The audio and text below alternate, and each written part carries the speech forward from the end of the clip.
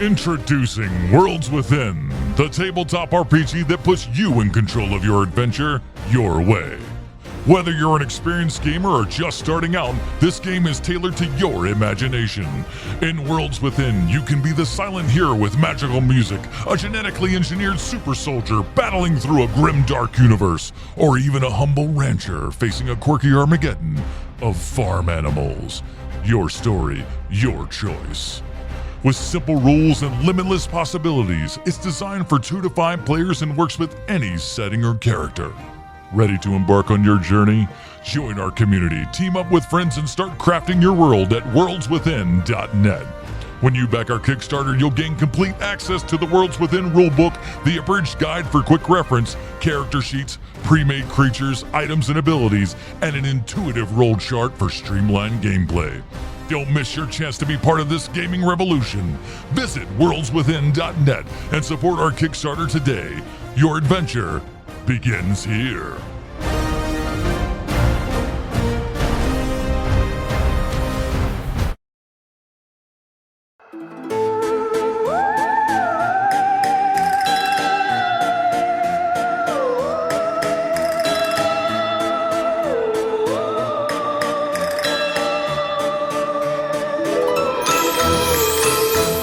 Ladies and gentlemen, welcome back to HMP. This week we travel back to the year 2000 when new metal meant something. We're covering ginger snaps as we close out our Once Bitten series. I'm Adam Portress, and joining me today, he'll never stop wearing his puka shell necklace, Sweet Sean Zakovacs from the internet.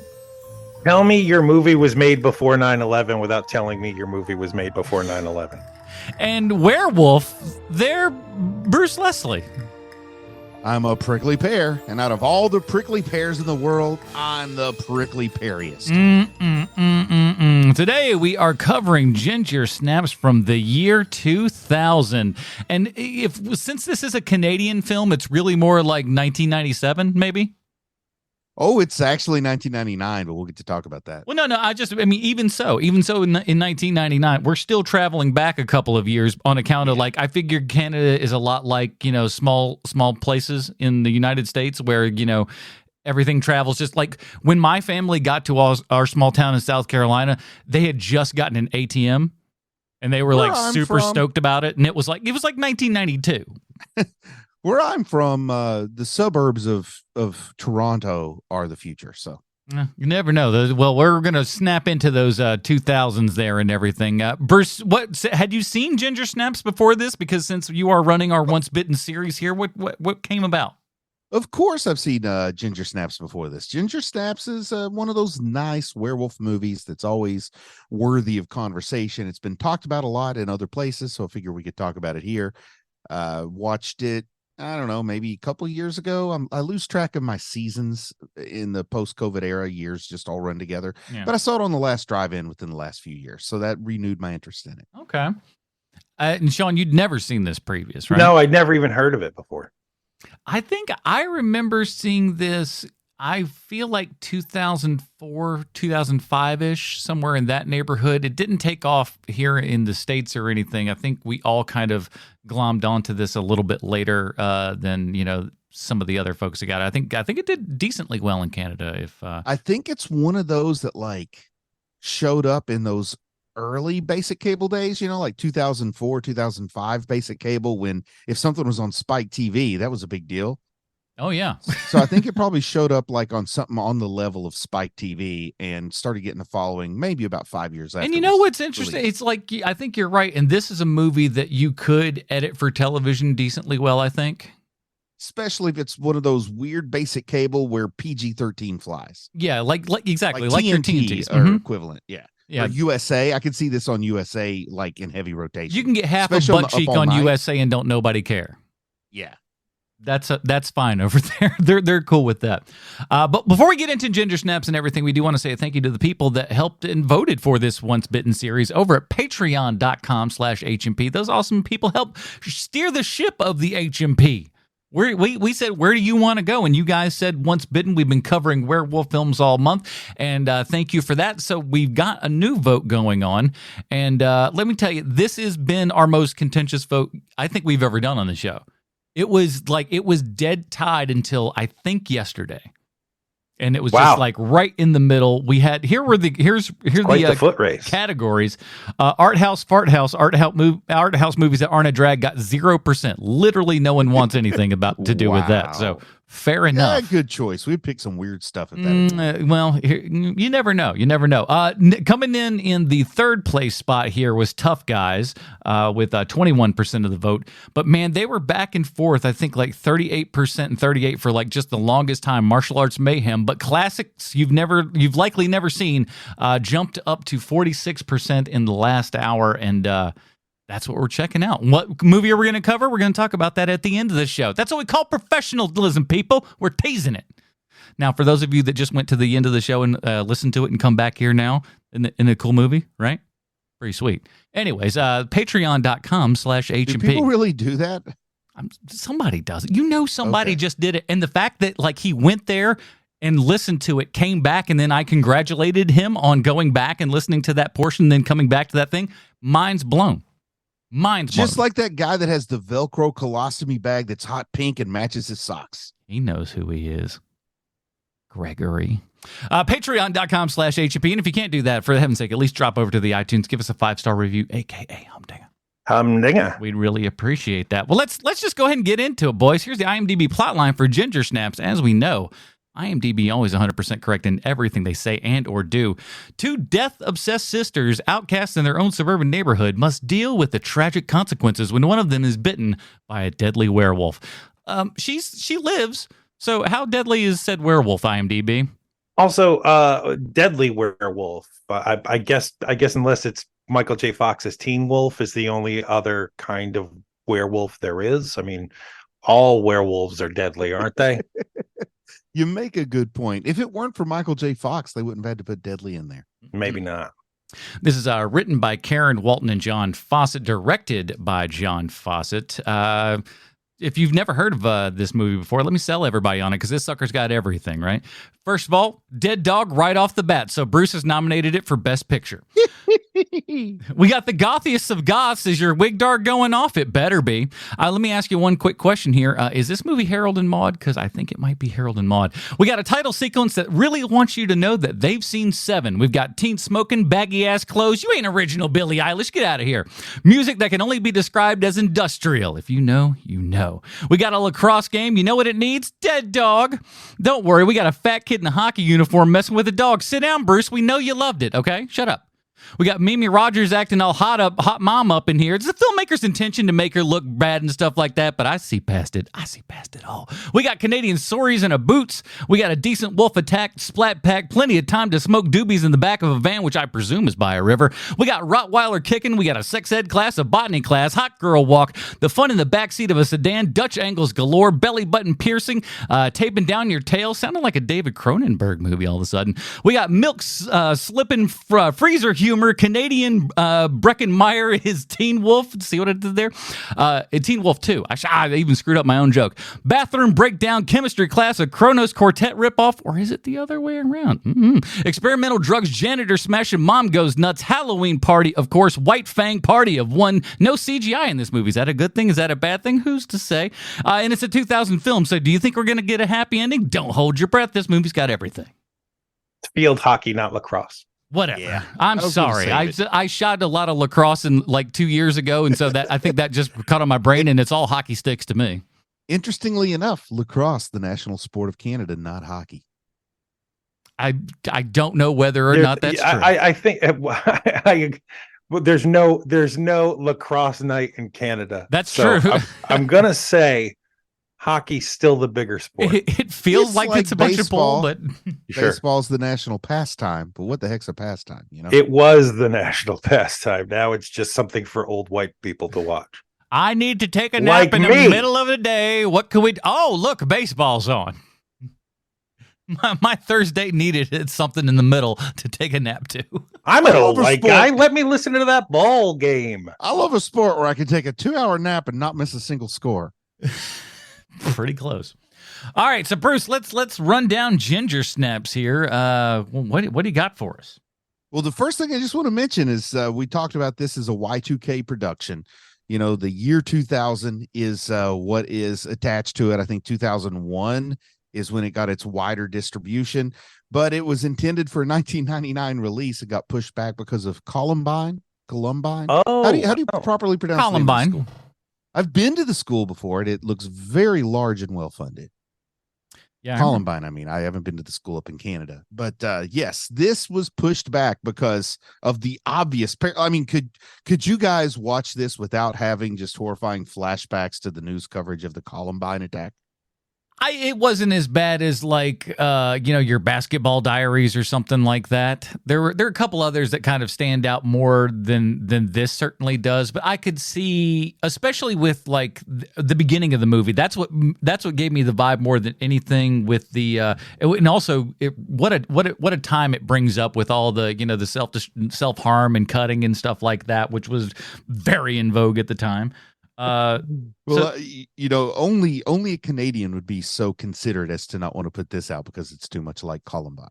I do appreciate that, though. I think that's a good move. Like I for the most part, I would imagine that any right-thinking person would be like, you know what, let's hold off on that for a little bit. And honestly, unless it's something intended for a young audience, I think horror movies set in high school are over for a very long time. There's just too many taboos now around violence in high school. I think that's a good point, tension. man. Yeah. That's a really good point. Because we're going to get a whole lot of sexual stuff about girls who are just now or haven't yet had their period. Like, could you imagine that in a 2023 release? Not where even. Girls who have not yet menstruated are having sex. I mean, this is crazy to even say it. Like, I feel like I have to look over my shoulder before I even say it into this microphone. Yeah, I mean, like, and to think how not far in the in the past that this is now. In their defense, they did have a 22-year-old playing a 15-year-old, so at least they had that part right. They're like, hold on, I got to go see my granddaughter. I'll be back to film the 8th grade scene. I was scratching my head. I'm just like, where do I know this girl from? And she was in the original It. Yeah, she's the original Beverly Marsh. Really? Yeah, for the made-for-TV. The Tim Judge Curry Stone one version. Nice. Oh, I call it the Judge Stone version. What was his name? Harry Anderson. So Just Bailey Downs is this soulless suburb in Canada. And I got to say that something about suburbs in Canada are particularly soulless. Like, I've physically visited suburbs around Toronto and out in this area. And there's something about you that's like, listen, people, you don't have to do this. Like, yes, we made this mistake 60 years ago in the US, but you have not yet made it. Leave this wilderness and this like cool cabin cottage country alone. But no, they're still building like a square of houses with nothing anywhere near it. And it's like, leave it to an American to tell Canadians what to do. Man, it hurts though. It hurts. It's like when you see your kid taking that first puff of a cigarette. And you're like, oh, you got Marlboros. Gross. Get a Virginia Slim like a real man. Yes, a Virginia Slim. What are these cigarettes got breasts on them? As Adam said, dogs are mutilated, which, they set you up, I think, to believe the kid is going to be mutilated. And it's so funny because, like I said, I haven't seen this movie in probably close to 20 years, maybe a little less than that. But I only remember just kind of like a tone poem, I just the feel of the movie is what I remembered, none of the real plot or anything. And I was like, are these girls killing these dogs right off the bat? If you remember this as a tone poem, you might have been more in line with the Toke poem when you were watching. No. I could see it falling into that if your reality was altered, but I do not watch this and think tone poem. No. All I think back is that's how I see it in my head. That's how he's remembering it. It's not a well, like I can think of the he's Star Wars. He's remembering the vibe, not the details. Yeah, I can tell you what Star Wars is about, but I can't tell you what this is about. The creepy picture montage to open this up. You mentioned that it's wanted you to know that you'd seen Seven. I didn't really think of that, but that's a pretty obvious comparison.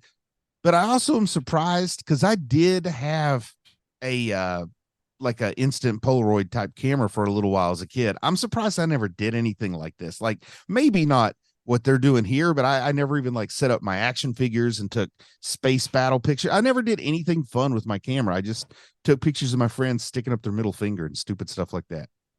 I did like Robot Chicken ripoffs.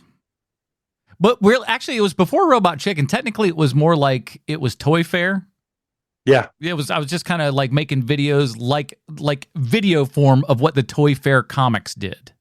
Yeah. Oh yeah, yeah. That's what I kind of did a little junk like that.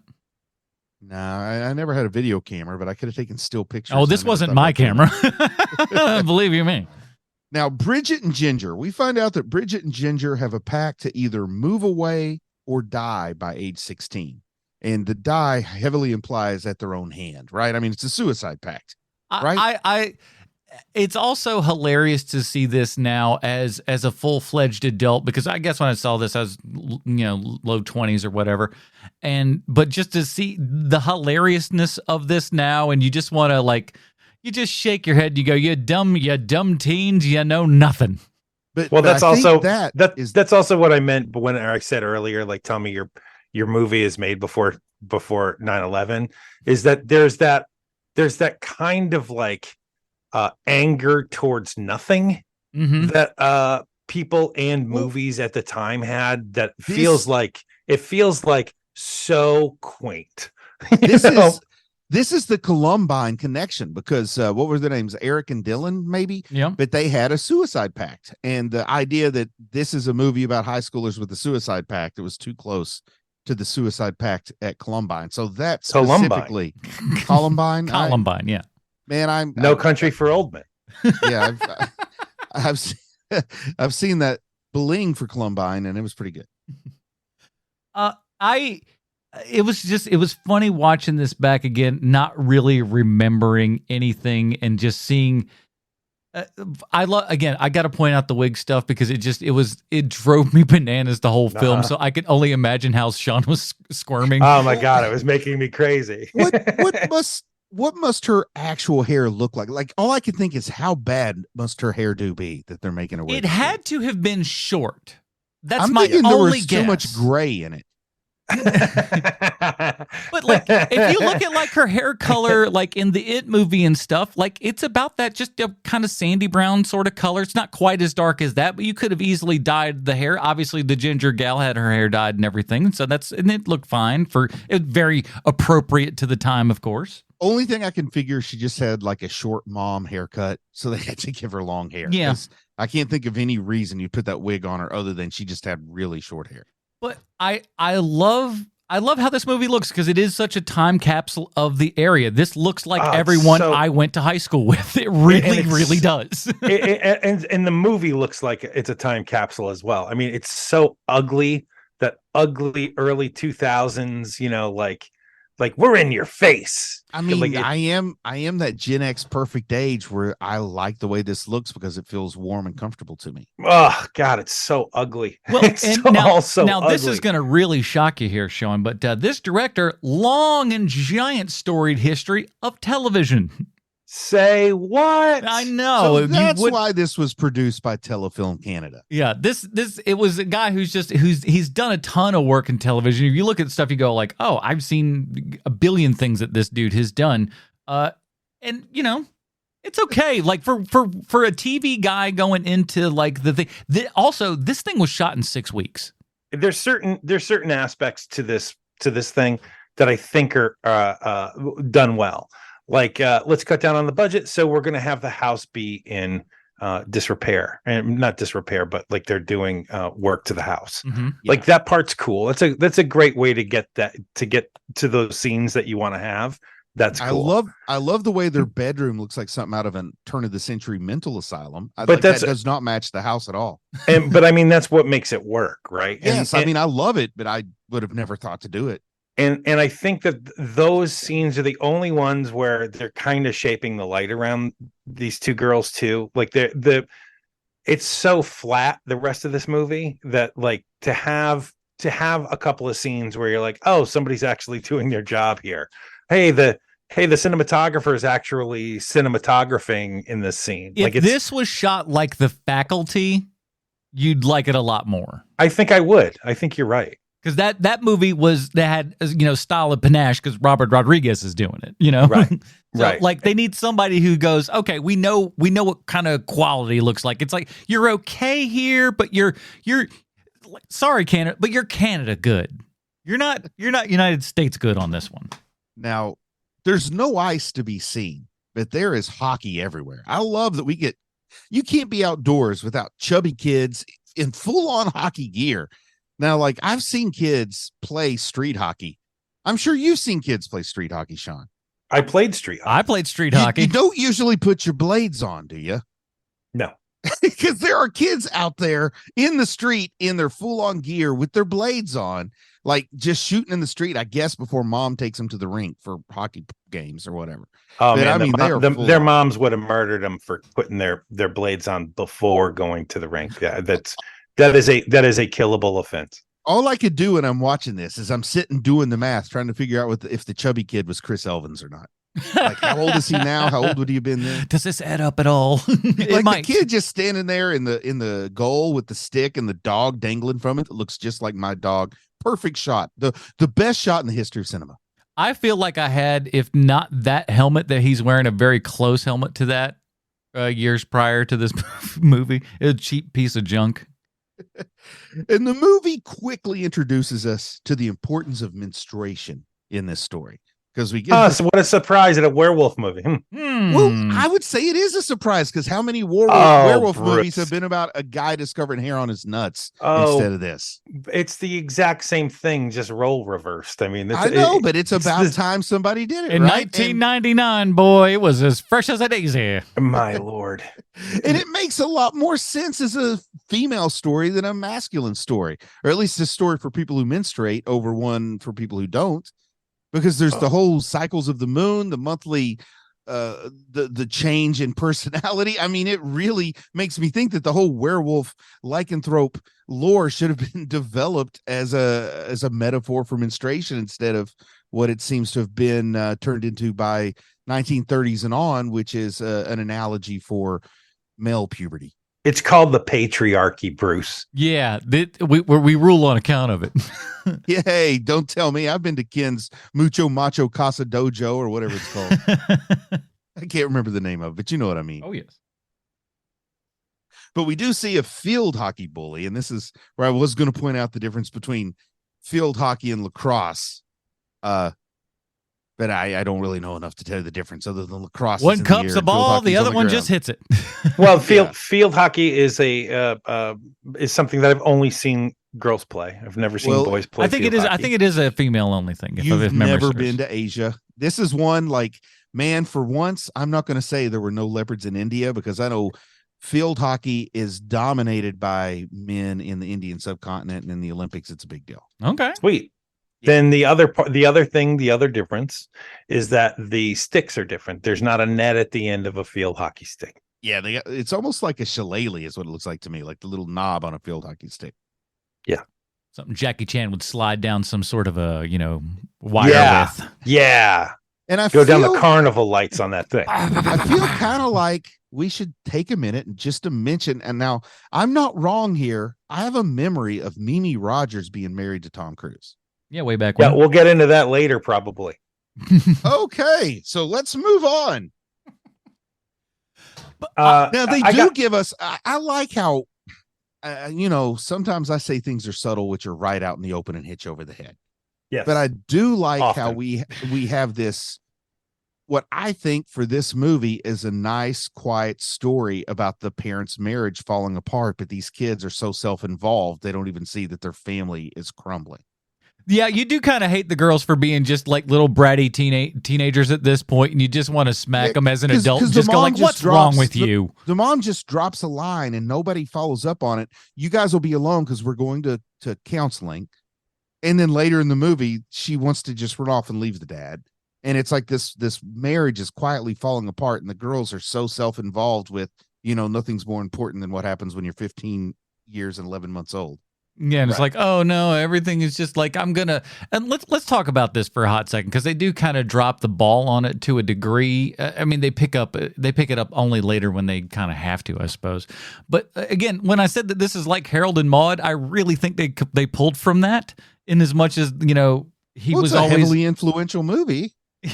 I mean, like they're taking pictures just like it never. I half expected Cat Stevens to roll in on this sucker. I'm telling you, It's funny. That's literally how I think of that movie. And much like Harold and Maude, one actor is a teenager and the other is his geriatric. Yeah, exactly. And then you're just going around going like, I kind of like you. I kind of like you. I guess we'll hang out for a while. I'm really being tough on the 23-year-old, calling her old. No, she looks. Yeah, she looks like a 17-year-old kid in this movie or whatever. She looks young enough to pull it off. The hair, it's the wig. The wig just is the thing that just throws you off because it's obviously just a bad wig. I also like that this is some authentic Canadian high school. Like the person who wardrobed, I guess is the more appropriate term, wardrobed this field hockey had actually played field hockey in Canada.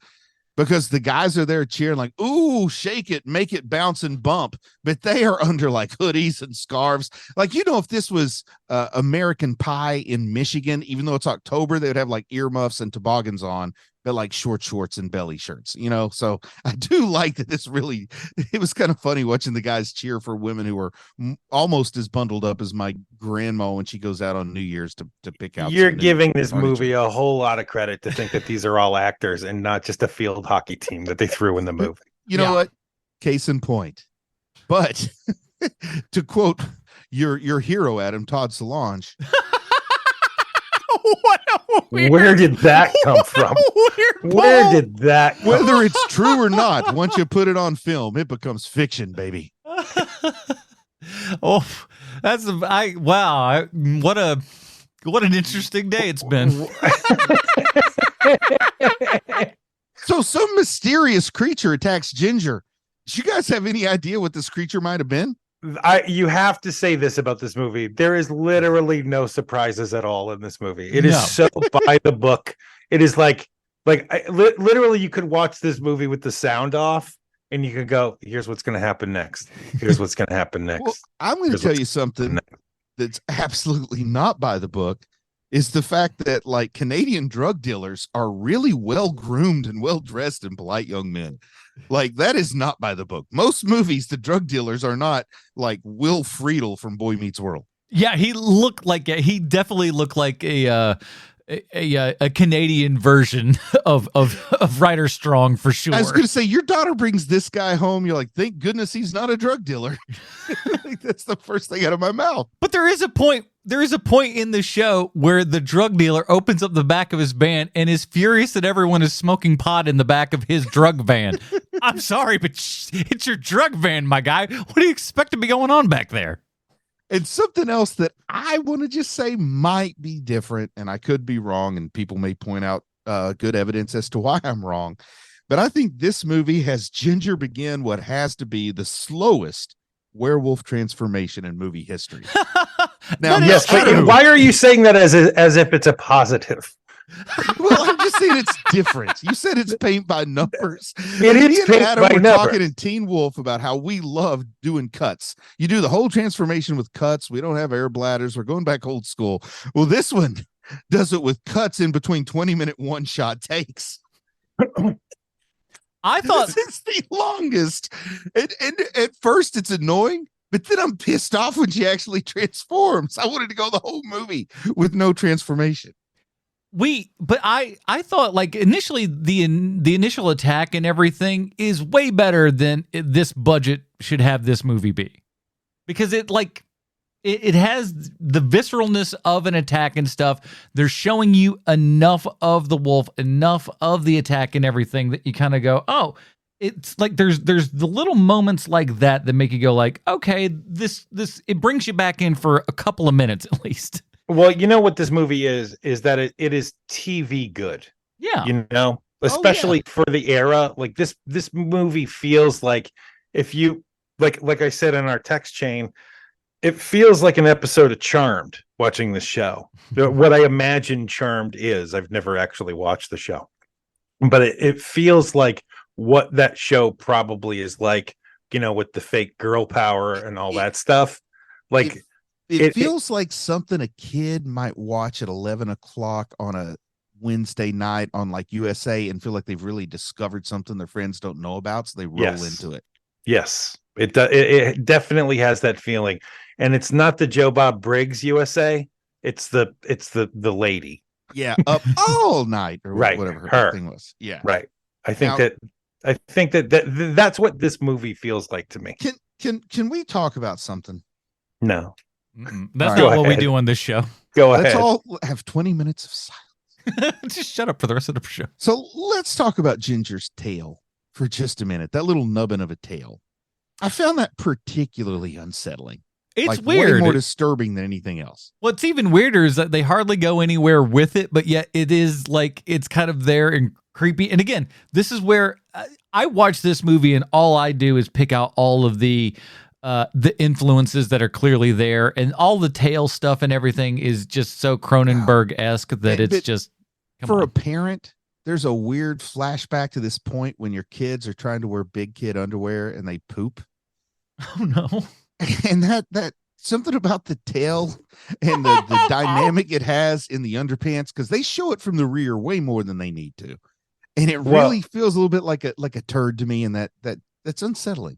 Well, that's where the fake girl power stuff comes in for me. And the reason why ultimately I don't like this movie at all is because they're doing like the girls are doing it for themselves. Now here is a 10-minute shot of this girl's ass. Like it makes me so angry watching this movie where it's like it's that fake Spice Girls like see, we're doing it, and it's like, no, I'm still staring at this girl who's supposed to be 15 years old ass. And I knew how old the actor who played Bridget was, but I wasn't sure with Ginger. I knew that Bridget was much older than Ginger, but when I looked it up, she was at least 18, despite her character being like barely 16.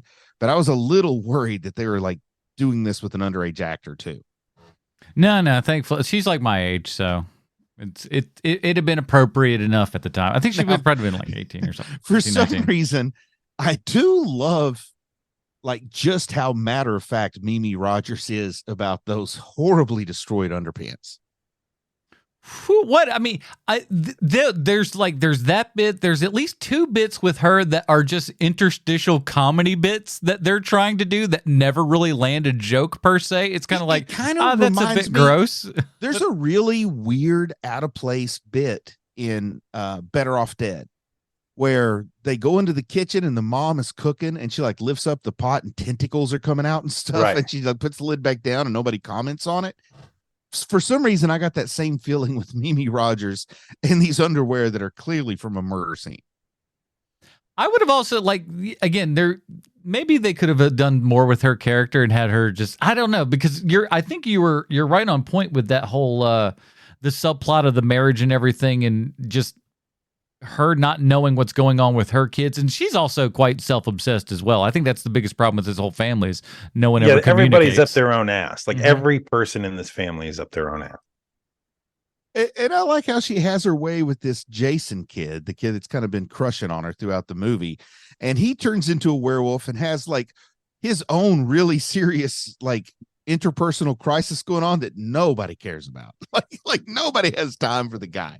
Guys are also the biggest dummies in the world, though, but because at the same time this feels like it's very, very accurate, because a dude would be like, listen, this girl has been throwing my advances so far, but all of a sudden she's turned things on. Okay, I guess I'll just go with it. Guys are stupid enough to fall for that, so at least I give them I give them credit there. But you would hope that somebody would go like, doesn't this smell funny to you? That this girl who just like hated you is all of a sudden interested in you? That don't work like that. Especially, and they have these dudes all acting like the worst. Maybe I just grew up in a very nice small little southern town and everything. I never, like, for the most part, you'll have like a one-off here and there. I didn't hear a whole bunch of people ever get like kind of catcalled and stuff like this all the time. That was never really a thing, at least when I was growing up. Not to this level. I mean, nobody ever catcalled me.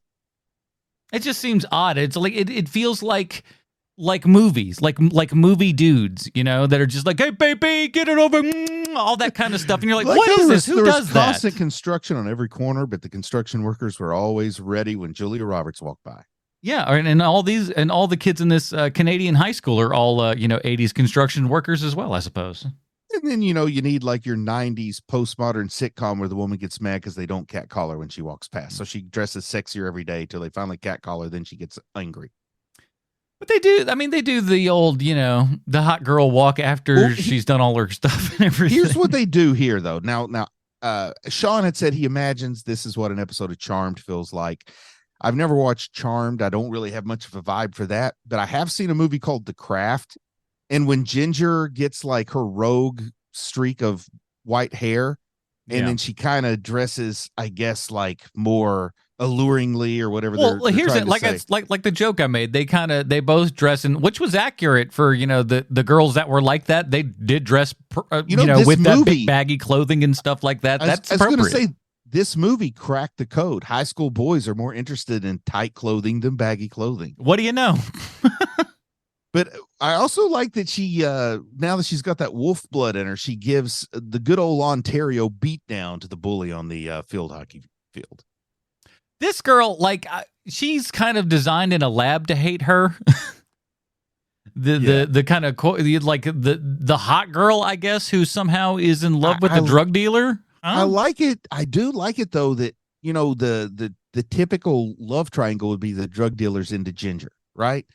But they have like the drug dealer is into Bridget for some reason, but only in a platonic way, but nobody sees it that way. I really like how they complicated the old spider web of relationships here.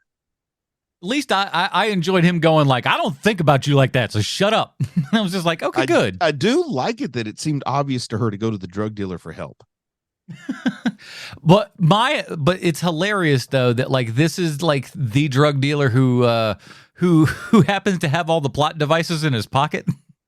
And I like it. I know that here's all the botany stuff that you need to know about. You ever heard about Wolfsbane? Well, you can't have a professor. It's a high school, so you got to have the professor character. Professor drug dealer. I do like the idea though that you go to the guy with the hydroponic growth experience. What I like better is that you go to this guy for his intense botany knowledge and he tells you to get wolfsbane. Like, man, all you got to do is pick up any comic book with a werewolf in it to know wolfsbane's the answer.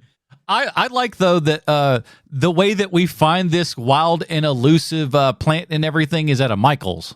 Oh, I thought it was a Hobby Lobby. I couldn't remember. It's all the same thing. I don't know, but like she's just like, oh, we just bought this at the art and craft store. What, you just bought it in the dry flowers section, huh? I had a note that says Mimi Rogers just conveniently picks up some wolfsbane down at the Hobby Lobby. And she keeps it over in a drawer. Now I do like how she holds it later and it like burns her hands and stuff like that. I thought that was a cool little thing. Let's talk about the cool death of Trina, which made me think of what's it called? Very bad behavior, very disturbing behavior, very bad things. Like where they killed the stripper in Las Vegas with Jeremy Piven. Yeah. Mm-hmm. So we kind of have that. That was based upon a true story. One would imagine with Jeremy Piven. Yeah. Well, I like I feel like Jeremy Piven probably has killed a prostitute at some point. I love the idea that you talk Ginger out of killing Trina, but Trina falls and kills herself basically with the injury in the milk. And of course they have that awesome cover up. The fact that they always take macabre pictures with fake blood. Nobody bats an eye at the fact they've destroyed your kitchen. I can promise you that despite me filming a scene or two that involves fake blood, if the old wife walks into the kitchen and there's blood everywhere, it won't all be fake by the time she's done with me. Yeah, I couldn't imagine anybody being happy to come into this. And again, you have to yell at the parents here. Look at all of the things that your children are doing. They're 16 years old and they're just like, they're contemplating suicide. I understand that your marriage is on the rocks and that's no fun. Your children are literally talking about killing themselves and you're just like, well, maybe we'll have spaghetti for dinner. This is what happened to the American family during a time of unparalleled peace and prosperity. We had nothing better to do but hate each other.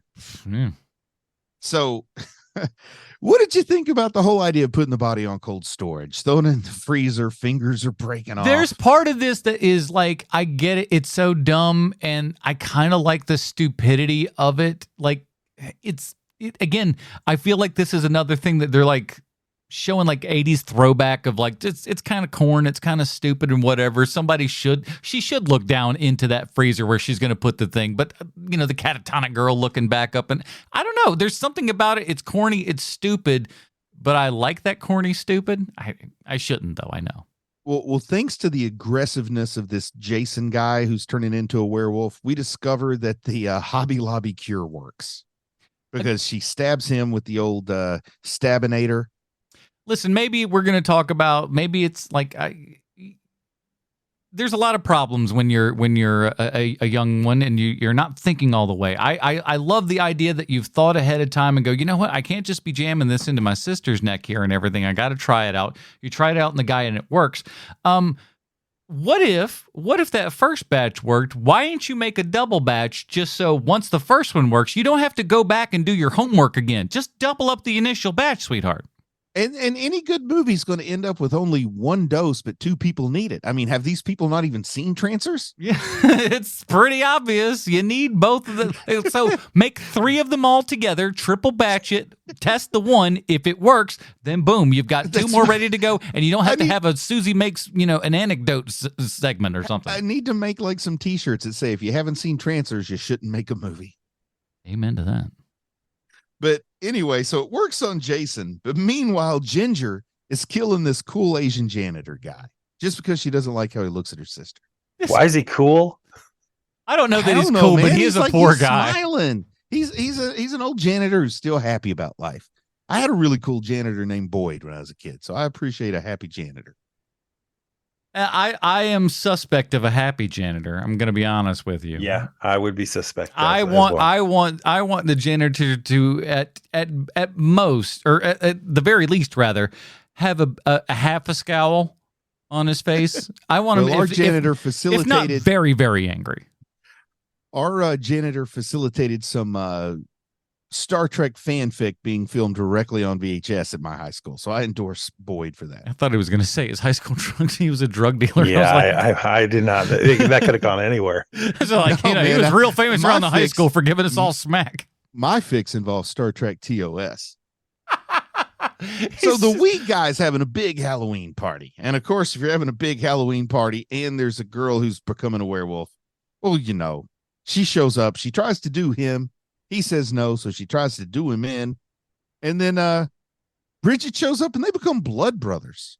Now, let's talk about like her descent into werewolfism, if you will. It's werewolfery. Well, werewolfery. I don't like this final form here and everything. The hair is no good. It looks too Buffy the Vampire Slayer for my taste. Dude, that's exactly what I was going to ask you next was how does this in the timeline, where does this relate to the television show, not the movie, but the Buffy television? Because man, if this doesn't look like David Boreanaz as a female. I'm not sure when Buffy's at. It's not too far off of this one way or the other. Yeah, I don't know which is the either and which is the or, but there's some overlap in that forehead wrinkling. But at the same time, too, I mean, I suppose you could say, even really look back to that look, even kind of starting out a little bit in Dusk Till Dawn. Still had a little bit of that. That was more of a vampire-y thing, but just that kind of style of face, I guess. I once saw David Boreanaz. Is that how you say his name? Boreanaz.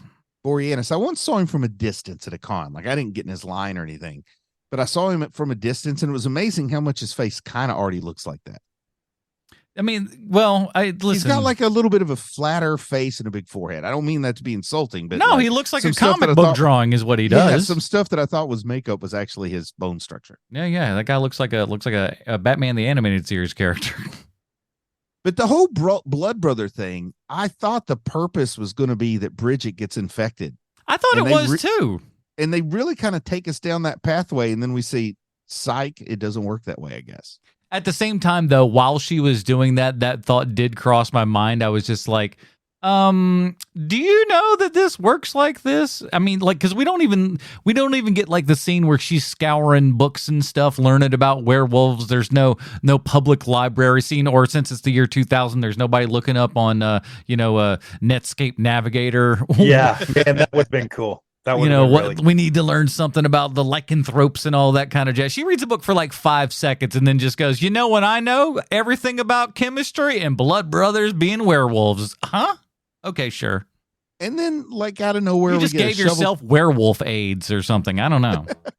We get a shovel to the head, which apparently is enough to give a werewolf a concussion, but it also triggers her to go into her final form. She goes full-on werewolf Super Saiyan here, where we do get the quadrupedal puppet broken out. How do you feel about the alopecia type appearance. Like even in the full, and I think they're trying to say something about it being a feminine werewolf instead of a masculine one, to have less hair and look more like a naked mole rat. But I just thought it looked cool because it looked creepy as a naked mole rat. May your first werewolf be a masculine werewolf. That's the Moon Father.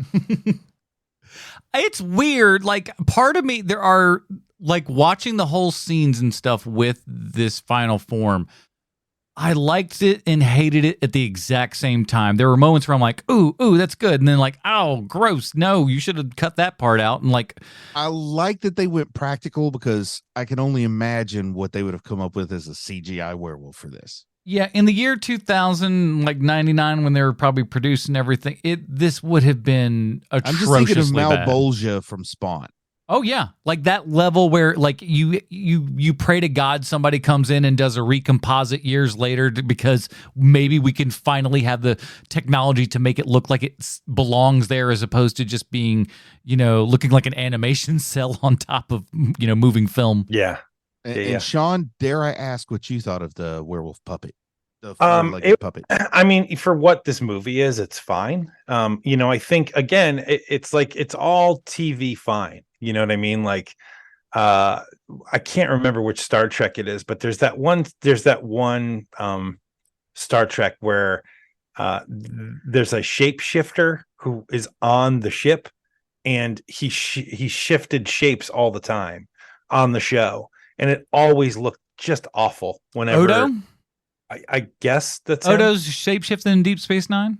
There you go. Yeah. And so he's like a security officer, am I right? I think so. And every time he shifted his shape, it just looked just god awful, even to me as a kid. Yeah, it's so like 1/16 the budget of The Abyss. and that's what I mean. I mean, so to get to the werewolf puppet, I mean, it's for what this is, it's fine. I find it far more offensive that they're like, no, this is for girls, and it's like, there's no way I'm showing my kids this, like when they're around that age. There's no way. Yeah. It felt okay then. Because I remember back, because my initial thought of this film was like, oh, I remember liking this well enough. Again, I look back, it's just a mosaic in my mind of like, feelings and stuff, but because I couldn't really remember. And again, that was also another time where you're just devouring a lot of horror films, and then stuff all kind of gets, amalgamated and jumbled together and whatnot. So coming back to this, it was just like, oh, okay, it was almost like watching it for the first time. Sure. But yeah, there was not a scary moment in this scary movie, though. I don't. Is this movie calling itself scary? It's on the horror aisle if you go to Blockbuster. Yeah, this would be in a horror section for sure. I don't know that, you certainly wouldn't put it in a suspense thing, because I think with the werewolf thing automatically just kind of throws you into the horror. Supernatural. It's got gore. It's kind of like if it's got gore in it, it's probably going to be put in horror. Some of the gore effects are okay. Some of the makeup is fair. Some of it stinks. Yeah. It's like it's a little catch can with some of this. But we get our big finale. The obligatory indie turn of the millennium dismal ending, where the Ginger is in werewolf form and she faces Bridget, and the choice is the syringe or the blade, and of course she gets the blade. And she dies forever, which means we're all going to be shocked next week when we watch Ginger Snaps Back. I think how many they make? At least 3. They make three, but one's a prequel. So Ginger Snaps Back was part 2. Part 3 was the prequel, and they filmed 2 and 3 back to back. And there was talk of a TV show in 2020. Really? Oh, yeah, darn, COVID knocked it right out the gate. If it weren't for COVID. That's the only thing that stopped it, I'm sure. Gosh, I tell you what, man. We lost a lot of things on during COVID. Ginger Snaps, the TV series, was one of them. That's a tear. But, I mean, it probably could have been like streaming on Crave in Canada. I mean, who knows who's developing this? It's available only for streaming on Crave in Canada. Outside of Canada, no, sorry, Bob. We don't do any of them. Oh, so it's Ginger Snaps 2, Ginger Snaps Unleashed. Then 3 is Ginger Snaps Back, the beginning. Oh. And then it looks like there might even be a 4th one called Ginger Snaps, Blood, Teeth, and Fur. That sounds. I don't know about that It's a documentary. It's about making. Okay. Wow. one. Well, we were in Canada, right? And we had 6 weeks to do a production, see? And we had to slap everything together and put it out to the film as much as you can. Look, I don't know how you do things in Vancouver. But here in Toronto, we work hard, damn it. Now, the original ending, for no reason, had a dog start flying like a super dog. And they said, no, that was too Canadian of an ending. So That would have been the greatest ending to a movie ever, even though it's already been done. Gives a thumb up and winks to the camera. I guess I only have one question left. And that is, how does this movie relate to one Sylvester Stallone?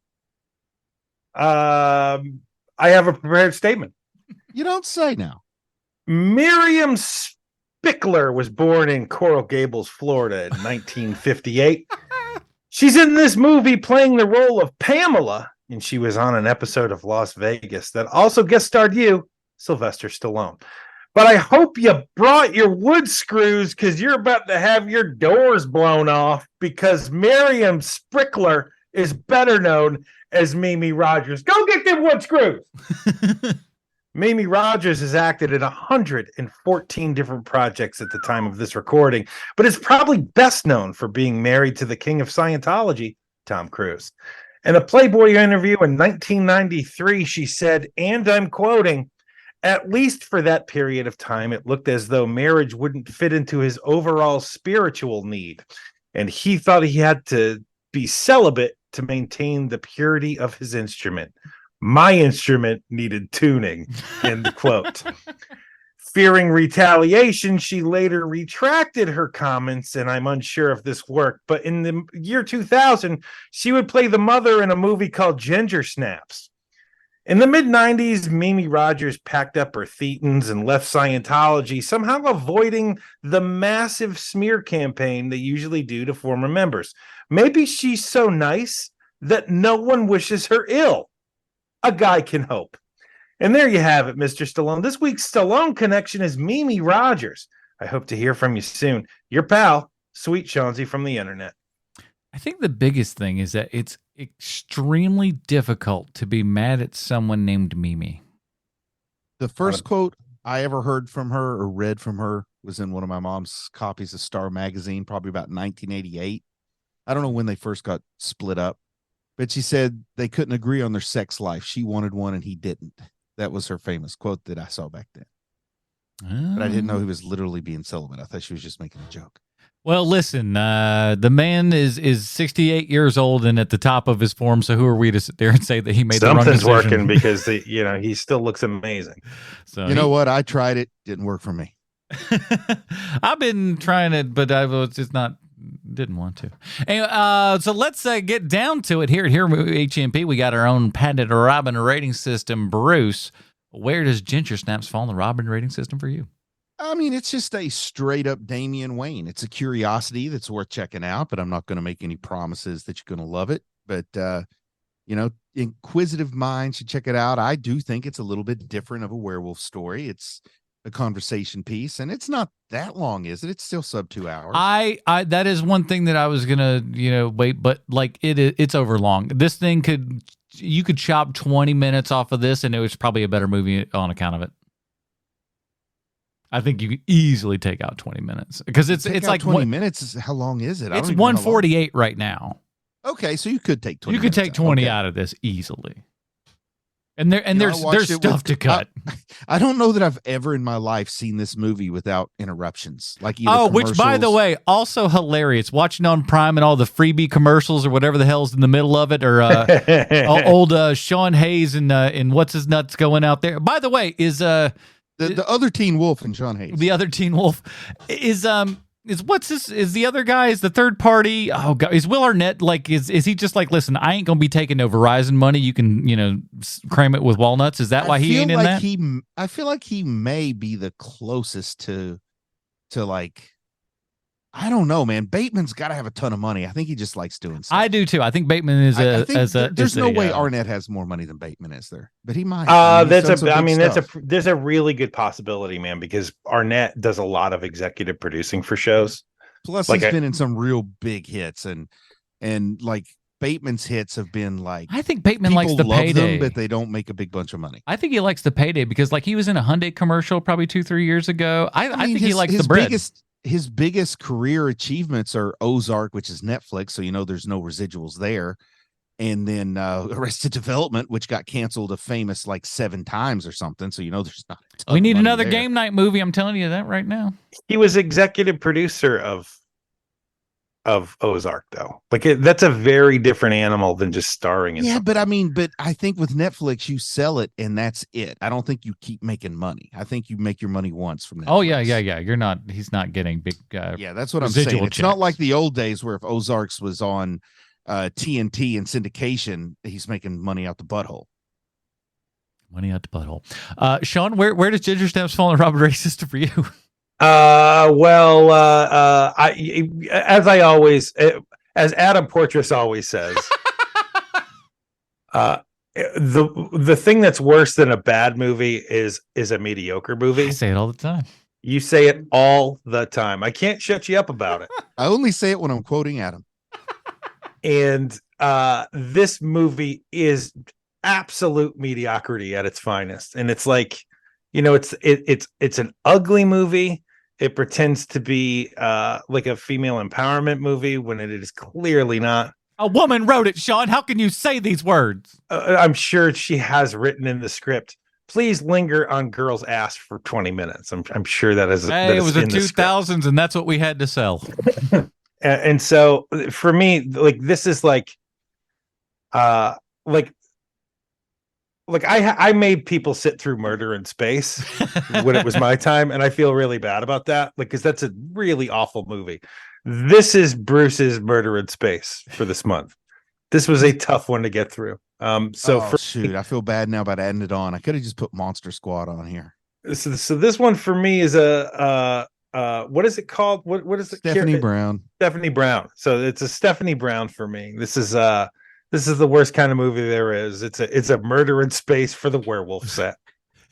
That is a poster quote. When that 25th anniversary comes out, boy, oh boy, here we go.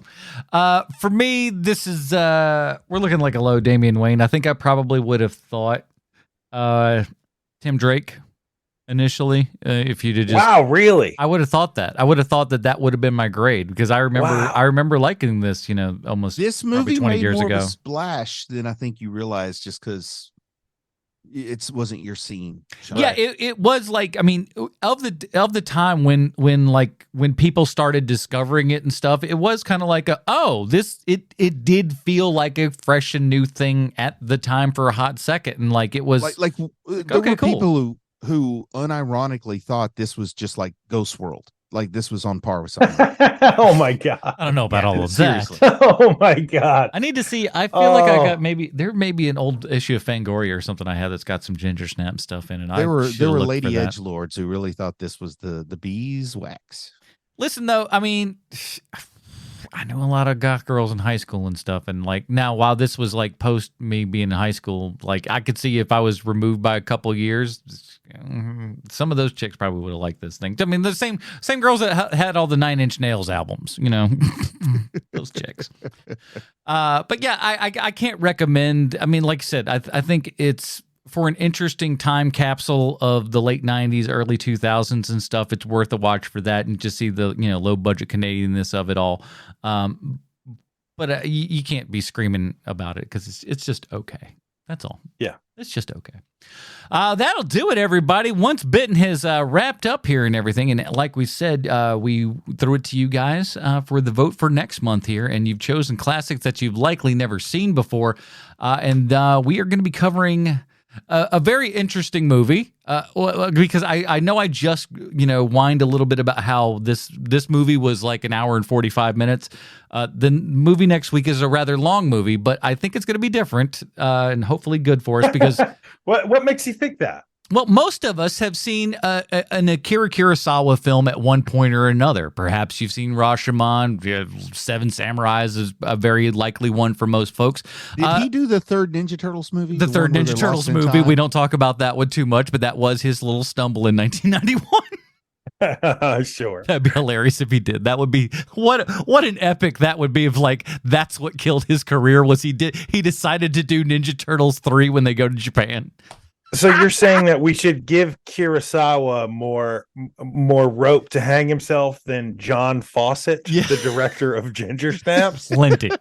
Okay. But all no. right. I guess I'll follow you there. I hate to Portia. tell you this, but John Fawcett was known as the Canadian Kurosawa for 6 months. Or television Kurosawa. Get it right. But no, so we're not covering a samurai film from a Kurosawa. No, this is classics you've likely never seen. And we're going to be covering his 1963 film, High and Low. Lovely. That's available on HBO, or as we like to call it, Max now, because that's what's appropriate. I got to call it by the real Max. thing. What its parents named it. It's what Max. or it's available, or for your snooty art house nerdo like me, it's also available on the Criterion channel with a whole bunch of extra features and stuff. So if you want to be that nerd, you can check out that stuff as well. Where the wild things are, Max.